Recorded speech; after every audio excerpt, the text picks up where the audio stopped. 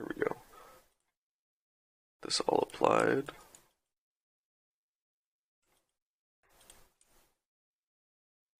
There we go.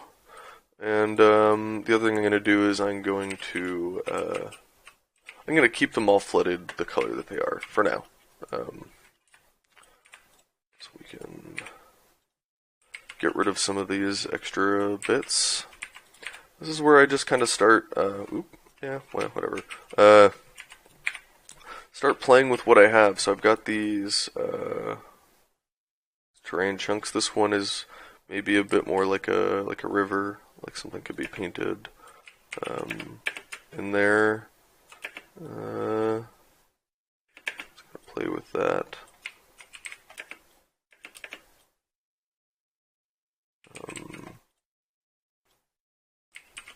See what it would be like to maybe have it loop around. A little bit of like an S-curve.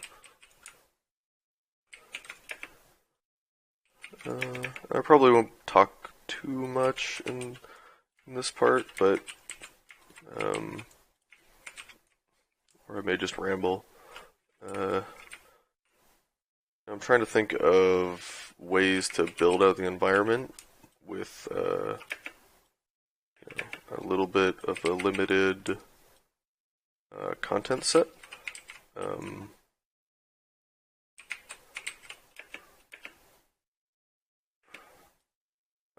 I like that there is like some natural formation change in some of these. It just happened on its own.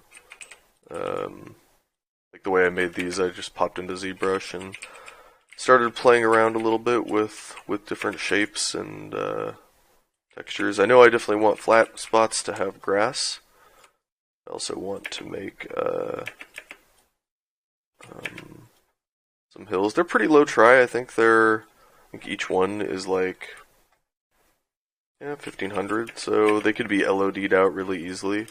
I know, there's different ways to go about making levels. This obviously is not the most optimized way for game artists, and I know that, but this is certainly, like, the way I tend to make my personal art is I tend to keep a lot of modularity in mind. Like, everything I do is made to be redone again easier than the first time and with multiple pieces. And I kind of keep that mentality in mind because I want to just slowly grow out a library of what I'm doing, so that when it comes down to something like this, I started this video a little over 2 hours ago, and I want to be able to have the assets that let me do this as many times as I want. Like, I don't like I like the idea of not being restricted by assets. And I'm gonna pull in some rocks.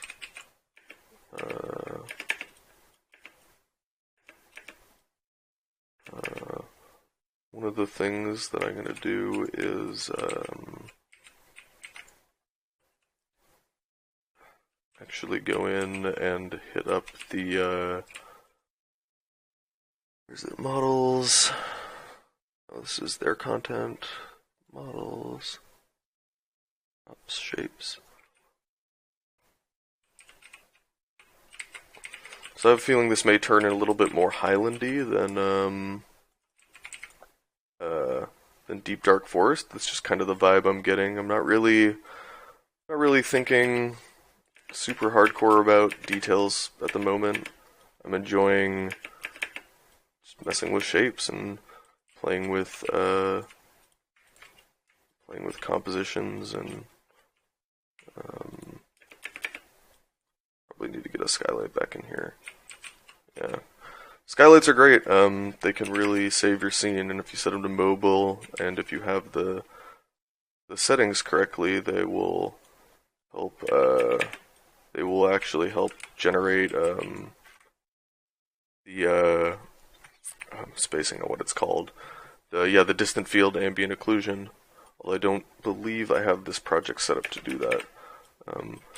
But let's do that really quickly. So I'm going to save everything, and under project settings, and then under rendering, I believe it is generate distance field meshes. There we go. It's gonna lag a little, and then I'm gonna restart it actually. So give me a second. I'll restart the recording when everything's back up and running.